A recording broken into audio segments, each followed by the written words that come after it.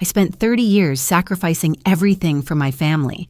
But what happened next changed everything I thought I knew about love, loyalty, and what it truly means to be taken for granted. My name is Margaret Johnson, and this is the story of how I discovered that sometimes the people who claim to love you the most are the ones who value you the least. It was a Tuesday morning when I watched my son David's SUV disappear down our long gravel driveway, taking with it not just 3 passengers, but 30 years of my life's work. As the dust settled behind their tires, I stood there in my work boots and faded jeans, my weathered hands still dirty from the morning chores, wondering how I had become so invisible in my own family. You see, this farm wasn't just where we lived. It was built with my blood, sweat, and every ounce of strength I had.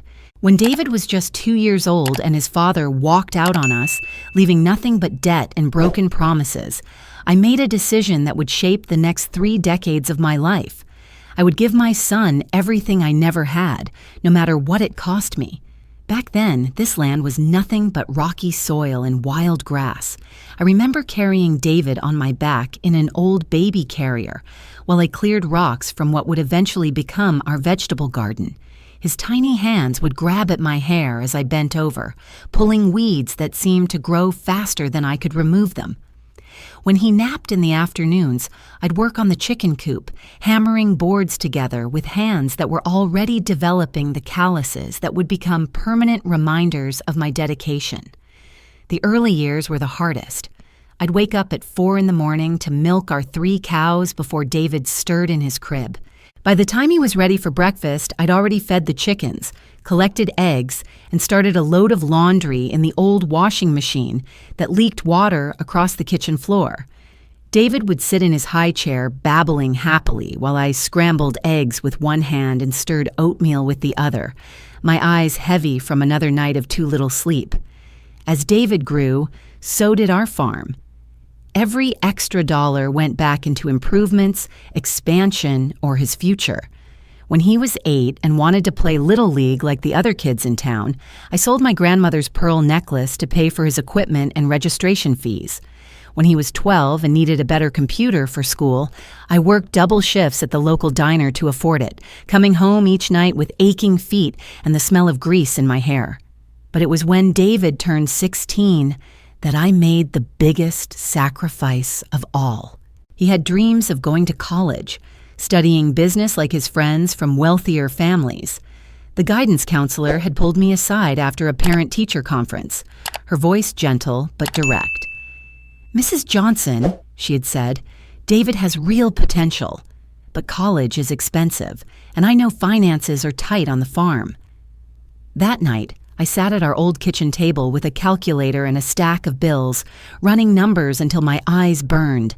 The farm was worth something now after all those years of improvements. The back 40 acres, the ones I had planned to use for expanding our crop rotation, could be sold. It would be enough for David's tuition, room, and board, and maybe even a little left over for books. I never told David about selling that land. I simply told him his college fund was ready and watched his face light up with the kind of joy that made every sacrifice worthwhile. The papers were signed quietly, the land sold to a neighboring farmer who promised to take good care of it. David left for college that fall with everything he needed, and I stayed behind with a smaller farm but a heart full of pride. College changed David. When he came home for visits, he'd talk about his business classes, his internships, his plans for the future. But somewhere in those 4 years, he also started looking at our farm differently. What had once been his playground, the place where he'd learned to drive the tractor and help me birth calves, now seemed small to him, provincial even. "Mom," he'd say, looking around our kitchen with its mismatched chairs and the refrigerator that hummed too loudly, "don't you ever want something more than this?" I'd smile and tell him that this farm was everything I wanted, but the truth was more complicated.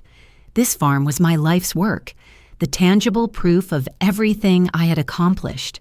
Every weathered fence post, every flourishing tomato plant, every chicken that laid eggs in the coop I had built with my own hands, it was all me. It was my legacy. After graduation, David moved to the city for his first job. He'd call every Sunday, dutifully updating me on his life, but I could hear the distance in his voice.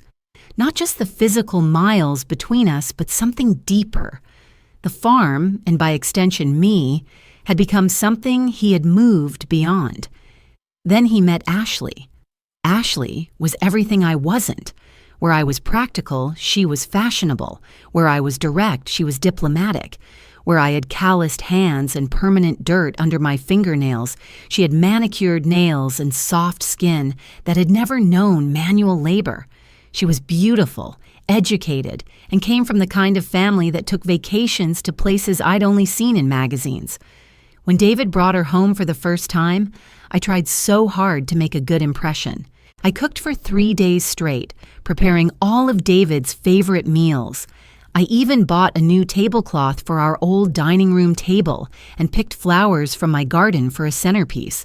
But I could see in Ashley's eyes that our home, my home, fell short of whatever she had imagined. "It's so rustic," she had said, her voice carefully neutral. "David's told me so much about growing up here." The way she said rustic made it sound like a limitation rather than a choice. Their wedding was held at a country club in the city, a place where the flowers and the centerpieces cost more than I spent on groceries in a month. I wore my best dress, the navy blue one I'd bought for David's college graduation, and tried to blend in with Ashley's family and friends. But I felt out of place among the lawyers and doctors and business executives, like a weed in a garden of roses. David looked so handsome in his tuxedo and so happy as he danced with Ashley under twinkling lights. I sat at my assigned table, making polite conversation with Ashley's elderly aunt, and told myself that this was what I had worked for. This was David's happiness, and that was worth everything. After the wedding, David and Ashley moved into a nice apartment in the city. They'd visit the farm occasionally, usually for major holidays, but those visits felt different now. Ashley would wear expensive jeans and designer boots that she'd clearly bought just for the occasion, trying to look the part of a farm visitor. She'd comment on how peaceful it was here, how charming our simple way of life seemed. But I wasn't blind. I could see her checking her phone constantly, counting the hours until they could return to their real life. I could see David explaining things to her about the farm like a tour guide, not like someone who had once called this place home. Everything changed when Ashley's mother, Linda, came to live with them. Linda was a force of nature, the kind of woman who had opinions about everything and never hesitated to share them. She was recently divorced from Ashley's father, and rather than finding her own place, she had moved in with the newlyweds temporarily to help with household expenses. That temporary arrangement was now going on its second year. Linda had very clear ideas about how families should work, and most of those ideas seemed to revolve around the concept that I was doing everything wrong. During their visits to the farm, she'd make comments that felt like gentle suggestions, but cut like paper cuts.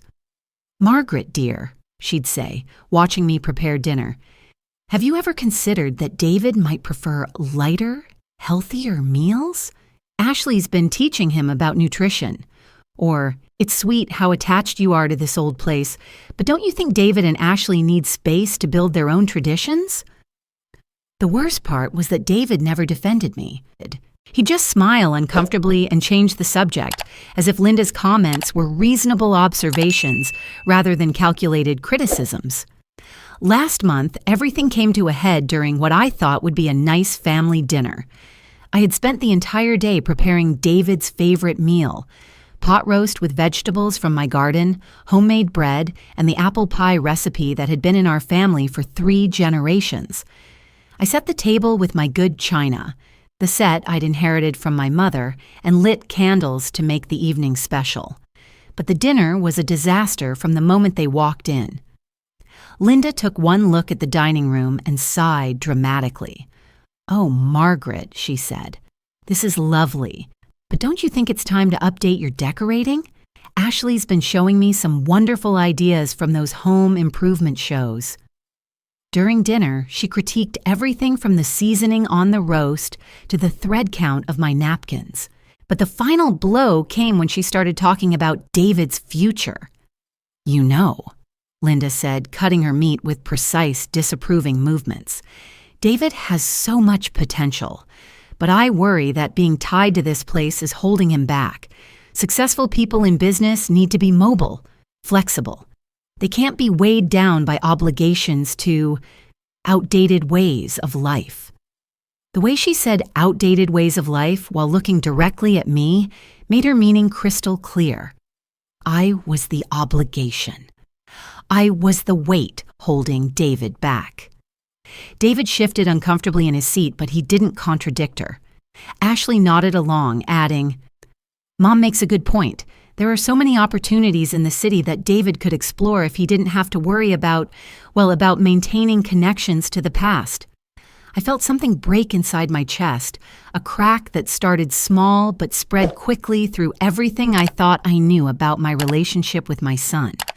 These two women who had never worked a day on this farm, who had never sacrificed anything for David's happiness, were sitting at my table, eating food I had grown and prepared with my own hands, and discussing me like I was a problem to be solved.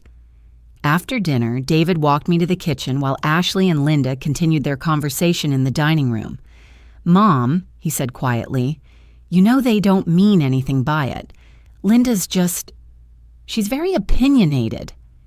"She's not just opinionated, David," I replied, my voice steadier than I felt. "She's trying to convince you that your own mother is a burden." David looked uncomfortable, running his hand through his hair the way he used to when he was a little boy caught in a lie. "It's not like that," he said. "It's just, maybe it would be good for you to consider that there might be other ways to live. You've done so much for me, and I'm grateful. But maybe it's time for you to think about what you want for yourself." What I wanted for myself, as if the past 30 years of my life had been some kind of temporary arrangement, something I could just set aside now that David was grown and married. That conversation happened 3 weeks ago, and yesterday morning David made an announcement that proved Linda's influence had won. "Mom," he said, his voice bright with forced enthusiasm, "Ashley and I are planning a little getaway to the coast. Linda's coming with us. She's never seen the Pacific, and we thought it would be nice to show her around." I waited for him to mention me, to ask if I'd like to come along, but the invitation never came. "That sounds wonderful," I managed to say. "When are you leaving?" "This morning, actually. We're driving up the coast, maybe staying in some bed and breakfasts, visiting some wineries. It'll be a nice break from the city." "And what about the farm?" I asked, though I already knew the answer. David's smile faltered slightly. "Well, we were hoping you could handle things here for a few days. You know how much you love working in the garden, and it's not like anything urgent is happening right now." Not like anything urgent was happening, as if the daily care of livestock, the maintenance of equipment, the constant vigilance required to keep a farm running was just a hobby, something I did to keep myself busy. "How long will you be gone?" I asked. "Just a week," Ashley chimed in, appearing in the kitchen doorway. "Maybe 10 days at most. We really need this time together as a family." As a family. The phrase hit me like a physical blow. I was David's mother, the woman who had raised him single-handedly, who had sacrificed my own dreams to make his possible. But somehow I was not part of his family anymore. I stood in the kitchen, watching my son load suitcases into his SUV, while Ashley checked items off a detailed packing list and Linda supervised from the passenger seat. None of them asked if I needed anything while they were gone. None of them seemed to consider that managing a farm alone for 10 days might be challenging for a woman my age. None of them appeared to notice that they were leaving me behind like an afterthought. "Take care of yourself, Mom," David said, giving me a quick hug that felt more like an obligation than affection. "We'll call you when we get there." And then they were gone. I watched their SUV disappear down the driveway, taking with it my son, my hopes for our relationship, and any illusions I still harbored about my place in David's life. The dust from their tires settled slowly, and the farm fell silent except for the distant lowing of cattle. and the whisper of wind through the corn. For the first time in 30 years, I was completely alone on the land I had built with my own hands. But instead of feeling abandoned, I felt something I hadn't experienced in decades, a strange, unsettling sense of possibility. The first day without them was harder than I expected, but not for the reasons I anticipated. The physical work wasn't the problem. I'd been managing most of the farm tasks on my own for years anyway. David's help during his visits had become largely symbolic, more about his need to feel connected to his roots than any real contribution to the daily operations. No, the difficulty was emotional. Every routine reminded me of my solitude. When I prepared breakfast, I automatically reached for 3 plates before remembering I only needed 1. When I collected eggs from the chicken coop, I found myself composing mental stories to share with David later, only to realize there would be no phone calls, no interested questions about the farm's daily dramas. But something else was happening too, something I wasn't quite ready to acknowledge yet. Without the constant undercurrent of tension that had become normal during David's visits, without Linda's pointed observations and Ashley's polite but distant presence, the farm felt different. It felt like mine again. On the second day, I discovered something that would change everything. I was in David's old room, which had become a combination guest room and storage space over the years. Ashley always insisted on staying there during visits, though she'd made it clear that the room's rustic charm was more quaint than comfortable. I was changing the sheets and tidying up when I noticed that Ashley had left some papers on the nightstand. Normally, I would never look at someone else's private documents, but one of the papers had caught my eye because it had our farm's address printed at the top.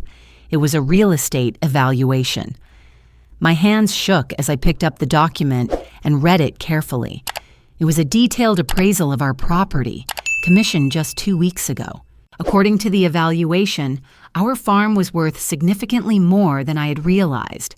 The land values in our area had increased dramatically over the past few years, driven by urban sprawl and the growing trend of city dwellers seeking rural retreats. But what truly stunned me was the date on a second document underneath the appraisal. It was a preliminary inquiry about development potential, exploring the possibility of subdividing our land for residential construction. The inquiry had been initiated by David. David was planning to sell the farm. I sat down hard on the edge of the bed, the papers scattered across my lap, trying to process what I was seeing. This wasn't just about them wanting me to visit less often or be less involved in their lives. This was about erasing my life's work entirely, turning the farm I had built from nothing into a suburban development. The third document in the stack was the most devastating of all. It was a draft of a legal document, something about power of attorney and managing assets for aging parents. The language was complex, full of legal terminology I didn't fully understand, but the basic intention was clear. They were laying the groundwork to take control of my finances and property. I thought about all of Linda's comments about my outdated way of life. I thought about Ashley's suggestions that I might be happier in a retirement community. I thought about David's recent conversations about my future, his gentle hints that I should consider downsizing. They weren't just trying to distance themselves from me. They were planning to eliminate me. That evening, I sat on my front porch with a cup of coffee, looking out over the land I had poured my life into. The vegetable garden was flourishing in the late summer heat, the tomatoes heavy on their vines, the corn standing tall and green in neat rows. The chickens were settling into their coop for the night, and I could hear the cattle moving slowly through the pasture, their bells creating a gentle soundtrack to the approaching dusk. This farm represented 30 years of backbreaking work, of sacrifices that no one would ever fully understand. I had built it not just as a business or a home, but as a legacy for David. And now he wanted to tear it down and sell it off piece by piece to the highest bidder.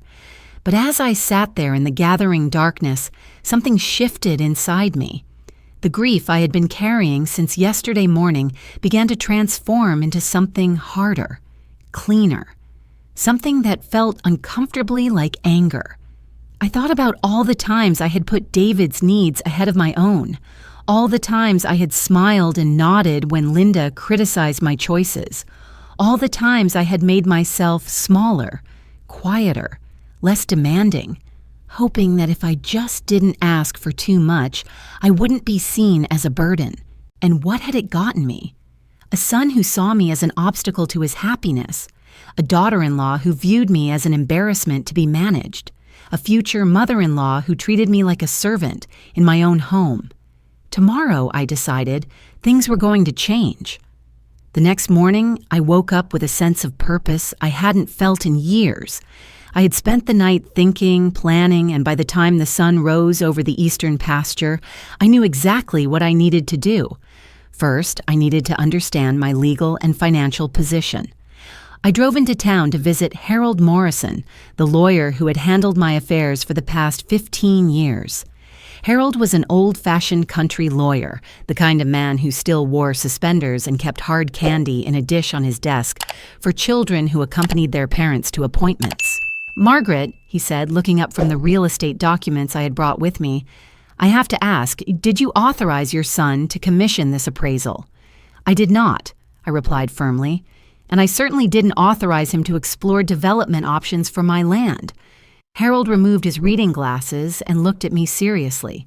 "Well, the good news is that David has no legal authority to sell your property or make decisions about your finances without your explicit consent. The farm is in your name. The bank accounts are in your name, and you're clearly competent to manage your own affairs." He paused, studying the draft power of attorney document. "However," he continued, "it appears that your son and his wife are laying the groundwork to challenge that competency. This document suggests they're preparing to argue that you're no longer capable of managing your financial affairs independently." The reality of what David was planning hit me like a physical blow. It wasn't enough for him to distance himself from me emotionally. He was actually trying to take control of my life entirely. "What are my options?" I asked. Harold leaned back in his chair, his expression thoughtful. "Well, the most important thing is to make sure your wishes are clearly documented and legally protected. We should update your will, establish clear directives about your healthcare decisions, and most importantly, make sure that all your financial accounts and property ownership documents are absolutely unambiguous." We spent the next 2 hours going through every aspect of my financial life. Harold helped me understand exactly what I owned, what I controlled, and how to protect myself from any future attempts to claim I was incompetent or needed outside management. What I discovered surprised me. Over the years, my careful management and frugal lifestyle had resulted in significantly more financial security than I had realized. The farm was worth more than the appraisal had suggested. My savings accounts had grown steadily, and I had investments that David didn't even know about. But the most important discovery was about the joint accounts. When David had gotten married, I had added his name to several of my bank accounts, thinking it would make things easier if anything ever happened to me. It was a gesture of trust and inclusion, a way of making him feel like a full partner in the family finances. What I hadn't considered was that joint accounts gave David equal access to my money. Every checking account, every savings account, every investment account that had his name on it was legally accessible to him, regardless of who had actually deposited the money. "Margaret," Harold said gently, "David could, if he chose to, withdraw every penny from these joint accounts. Legally, he has as much right to that money as you do." The implications were staggering. David and Ashley could theoretically clean out my accounts while they were on vacation, leaving me with nothing. They could use my own money to fund their plans to sell my farm and force me into a retirement home. "What can I do about it?" I asked. Harold smiled for the first time that morning. "Well, that's the beauty of joint accounts," he said. "They work both ways. You have just as much right to move or freeze that money as he does." I drove home from Harold's office with a new understanding of my situation. I wasn't a helpless victim waiting for my son to make decisions about my future. I was a property owner, a businesswoman, and someone with considerably more financial power than anyone realized. That afternoon, I took a long walk through my farm, really seeing it for the first time in months. I had been so focused on the emotional dynamics, so worried about David's disapproval and Ashley's criticism, that I had stopped noticing the beauty and value of what I had created. The fence lines were straight and strong, repaired and maintained through years of careful attention. The pastures were lush and well managed, supporting healthy livestock that provided both income and food security. The vegetable garden was a masterpiece of sustainable agriculture, producing more food than I could eat and enough surplus to sell at the local farmers market. This wasn't just a quaint rural lifestyle. This was a successful, profitable, sustainable business that I had built and operated single-handedly for 3 decades. The fact that David saw it as an embarrassment said more about his values than mine. As I walked, I thought about the past few days, about the loneliness and abandonment I had felt. But I also thought about the peace I had experienced without the constant undercurrent of judgment and criticism. I thought about how much easier it had been to make decisions without worrying about whether they would meet with Ashley's approval or Linda's commentary. Maybe being alone wasn't the worst thing that could happen to me. Maybe it was exactly what I needed. That evening, my phone rang just as I was settling into my favorite chair on the front porch, watching the sunset paint the sky in shades of gold and crimson. For a moment, I considered not answering. The caller ID showed David's name, and I wasn't sure I was ready to pretend everything was normal between us. But old habits die hard, and I found myself reaching for the phone. "Hi, sweetheart," I said, forcing warmth into my voice. "How's your trip going?" "Oh, Mom, it's incredible!" David's voice was bright with excitement. "The coast is absolutely beautiful. Ashley's mom is having such a wonderful time. She says she's never seen anything like it. We're staying at this amazing bed and breakfast right on the beach, and tomorrow we're going wine tasting." I listened to him describe their activities, their meals, their plans for the next day. He sounded happier and more relaxed than I had heard him in months. It struck me that this was exactly the tone I remembered from his childhood, when he would call me from summer camp or school trips, bubbling over with enthusiasm about his adventures. The difference was that back then, his excitement had always included anticipation about coming home to share everything with me. Now, there was no mention of missing me, no questions about how I was managing the farm alone, no indication that my presence had even crossed his mind. "That sounds wonderful, David," I said when he finished his description of their sunset dinner overlooking the ocean. "I'm so glad you're all having such a good time." "Thanks, Mom. You're the best for handling everything there. We really needed this break. Not I needed this break or Ashley needed this break, but we. I was not part of the we that needed rest and rejuvenation. I was the person who made their rest possible by handling the responsibilities they left behind. After we hung up, I sat in the growing darkness, listening to the familiar sounds of my farm settling into evening. The automatic sprinklers had kicked on in the vegetable garden, creating a gentle rhythm against the leaves. Somewhere in the distance, I could hear the old barn cat meowing, probably announcing a successful hunt to anyone who cared to listen. For 30 years, these sounds had been the backdrop to my contentment.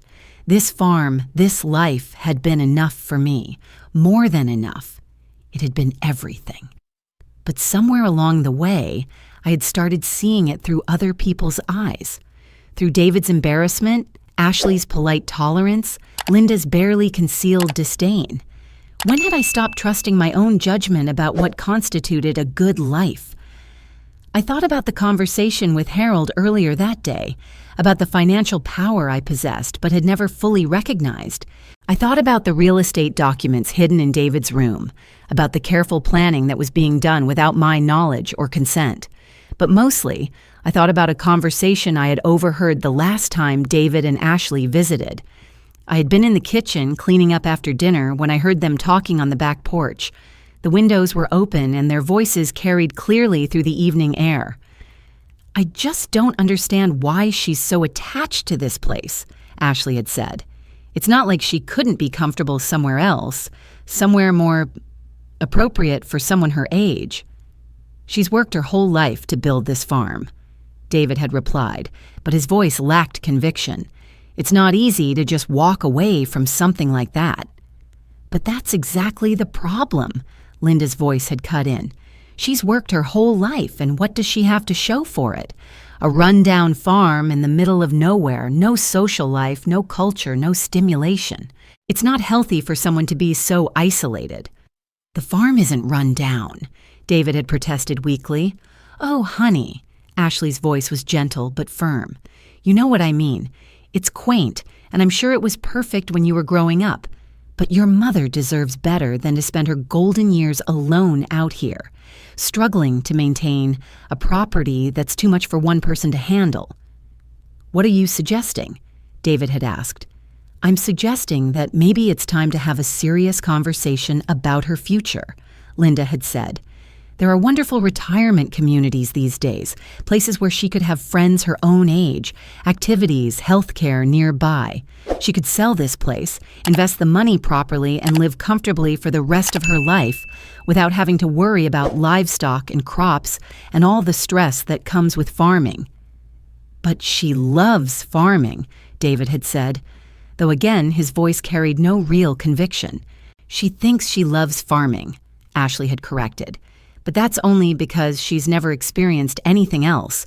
Once she adjusts to a different lifestyle, she'll probably wonder why she waited so long to make the change. I had stood frozen in my kitchen, dish towel in hand, listening to 3 people plan my future as if I were a child who couldn't be trusted to make my own decisions. They spoke about me with the kind of fond condescension usually reserved for elderly relatives who had begun to lose their mental faculties. But the most painful part wasn't their presumption. It was David's lack of resistance to their plans. This was the son I had sacrificed everything for, the child I had raised to be independent and strong, and he was allowing his wife and mother-in-law to convince him that his own mother was incapable of managing her own life.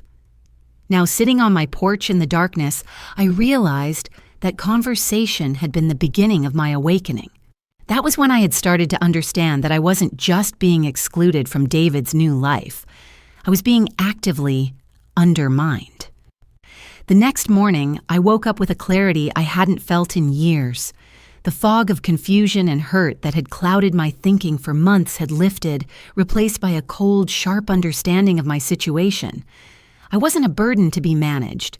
I wasn't an aging parent who needed to be gently guided toward more appropriate living arrangements. I was a competent businesswoman who owned valuable property and had significant financial resources. I was someone with the power to make my own decisions about my own future. And I was someone who had been far too generous for far too long with people who had mistaken my kindness for weakness. I made coffee and sat down at my kitchen table with a legal pad and pen. For the next hour, I made lists, assets I controlled, accounts that bore David's name, decisions I needed to make, steps I needed to take. By the time I finished, I had a plan.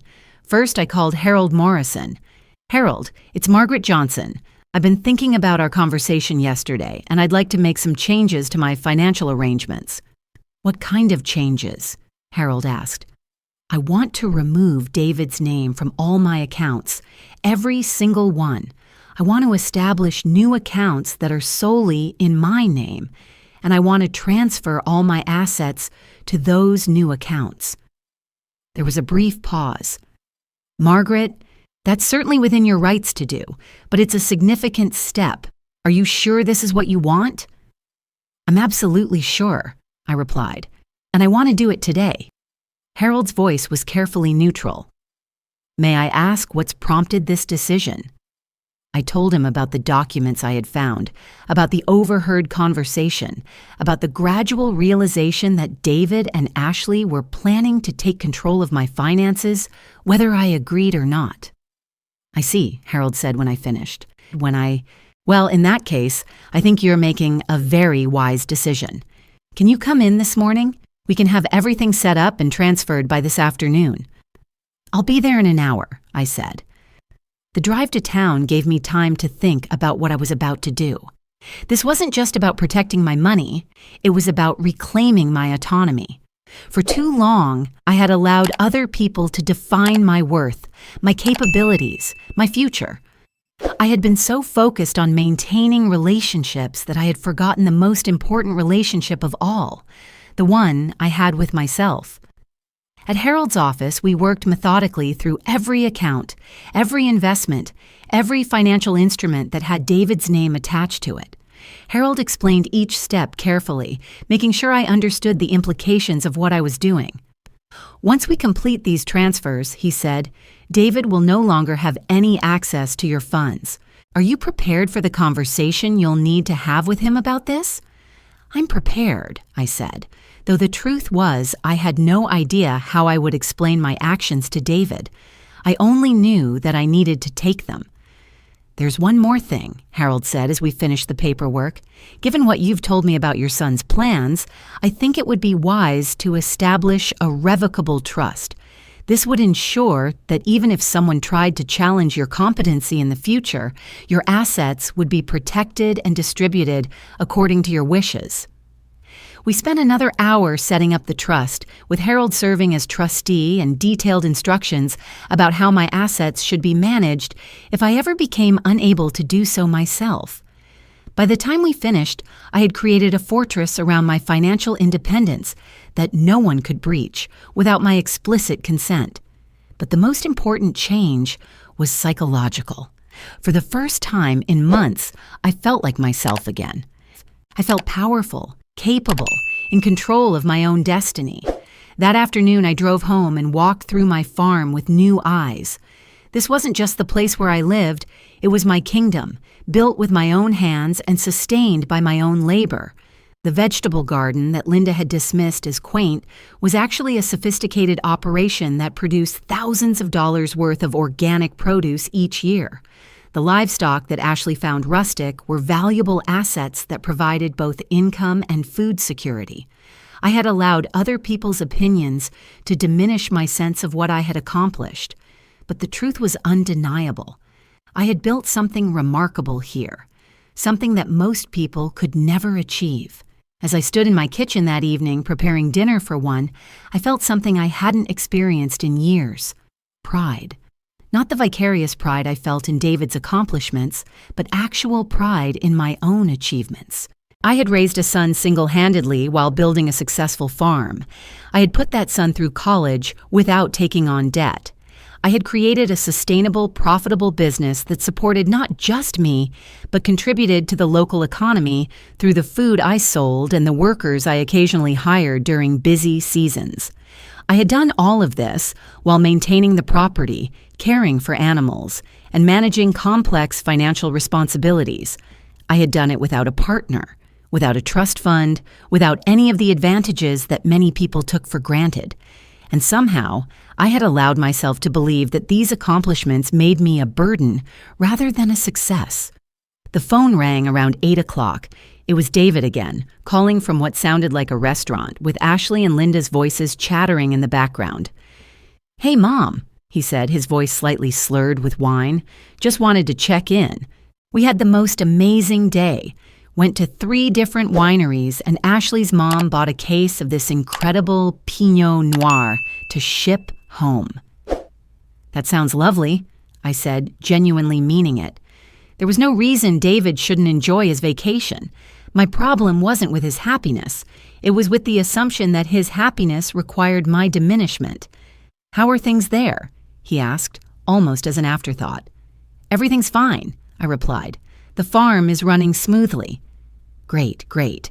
Oh, and Mom? We've decided to extend the trip a few more days, maybe even a week. Linda is having such a wonderful time, and we found this great deal on a beach house rental. You don't mind, do you?" A week ago, I would have minded. I would have felt hurt and abandoned, left to manage everything while they enjoyed themselves without a thought for my welfare. But tonight, the idea of having more time alone with my thoughts and my plans felt like a gift. "I don't mind at all," I said. Take all the time you need. You're the best, Mom. Love you." "Love you too, sweetheart." After we hung up, I sat in my living room and tried to remember the last time David had told me he loved me without it feeling like an obligation or an afterthought. I couldn't recall a specific instance, which told me everything I needed to know about how our relationship had evolved.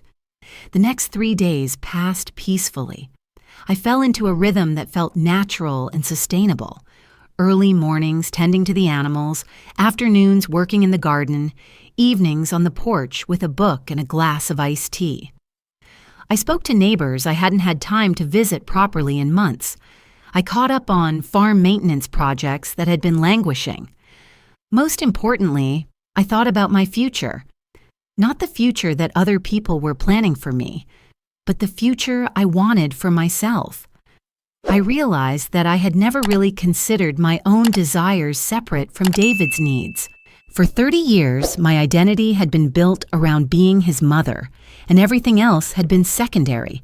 But David was a grown man now, with his own life and his own family. It was time for me to figure out who Margaret Johnson was when she wasn't primarily defined by her relationship to someone else. The answer surprised me. Without the constant worry about David's approval, without the pressure to justify my choices to people who had already decided I was wrong, I discovered that I actually loved my life. I loved the physical work of farming, the connection to the land, the satisfaction of producing food with my own hands. I loved the independence, the self-sufficiency, the knowledge that I could take care of myself without depending on anyone else. I didn't need rescuing from my circumstances. My circumstances were exactly what I had chosen, and they suited me perfectly. On Thursday morning, exactly 1 week after David and his family had left for their vacation, I was working in the vegetable garden when my phone rang. I almost didn't answer it since I was in the middle of harvesting tomatoes and my hands were dirty. But something about the insistent ringing made me wipe my hands on my jeans and check the caller ID. It was David, calling from the coast. "Mom!" His voice was sharp with panic, completely different from the relaxed, wine-mellowed tone of his previous calls. "Mom, something's wrong. We're trying to pay for breakfast and our card got declined. Then Ashley tried her card, and that got declined too. We went to an ATM and it says we have insufficient funds, but that's impossible. We just checked our balance a few days ago." I stood very still in my garden, surrounded by the tomato plants I had nurtured from seeds, listening to my son's confusion and growing panic. "What account are you trying to access?" I asked, though I already knew the answer. "The joint account, the one you set up for emergencies and family expenses. Mom, there should be plenty of money in there, more than enough to cover this trip, but the ATM is saying the balance is zero." I took a deep breath, tasting the morning air that carried the scent of rich soil and growing things. In the background of David's call, I could hear Ashley's voice, high and worried, asking what was wrong. I could hear Linda making suggestions about calling the bank, about checking for fraud. "David," I said calmly, "I closed that account." There was complete silence on the other end of the line. Even the background chatter from Ashley and Linda had stopped. "You..." "What?" David's voice was barely a whisper. "I closed the joint accounts," I repeated. "All of them. The money is now in accounts that are solely in my name." But why? "Mom, what's going on? Did someone force you to do this? Are you being scammed?" I almost laughed at the irony. David's first assumption was that I couldn't possibly have made this decision on my own, that I must have been manipulated or deceived. Even now, even when confronted with evidence of my independent action, he couldn't conceive of me as someone capable of making strategic financial decisions. "No one forced me to do anything," I said. "I made this decision myself after discovering some very interesting documents in your room." Another long silence. "What documents?" David asked, but his voice had changed. The panic was still there, but it was now mixed with something that sounded like guilt. "The real estate appraisal, David. The development inquiry, the draft power of attorney papers. I found them all." I heard Ashley's voice in the background, sharp and worried. "What is she talking about? What papers?" "Mom," David said, his voice pleading now. "You don't understand. We were just exploring options. We were trying to plan for your future, to make sure you're taken care of." "No, David," I replied, my voice steady and clear. "You were planning my future without consulting me. You were treating me like an incompetent child who couldn't be trusted to make her own decisions. And you were using my own money to fund your planning. That's not... We weren't..." David struggled to find words. "Mom, we love you. We want what's best for you." "What's best for me," I said, "is being treated with the respect due to a competent adult who has successfully managed her own affairs for 70 years. What's best for me is being consulted about decisions that affect my life. What's best for me is not being discussed like a problem to be solved when you think I'm not listening." I could hear Ashley and Linda talking urgently in the background, but I couldn't make out their words. David was silent, and I wondered if he was remembering the conversation on the back porch, wondering how much I had overheard. "David," I continued, "for 30 years, I have put your needs ahead of my own. I have made every sacrifice, every compromise, every adjustment to ensure your happiness and success. I sold my own land to pay for your education. I worked myself to exhaustion to build something I could leave to you. I welcomed your wife into our family even when she made it clear that nothing about our life met her standards. I tolerated months of criticism and condescension from your mother-in-law because I thought maintaining family harmony was more important than defending myself." My voice was getting stronger as I spoke, fed by years of suppressed frustration and hurt. But when I discovered that my generosity was being interpreted as weakness, when I learned that my sacrifices were being seen as evidence of my incompetence, when I realized that you were planning to take control of my life, whether I agreed or not, that's when I decided things needed to change.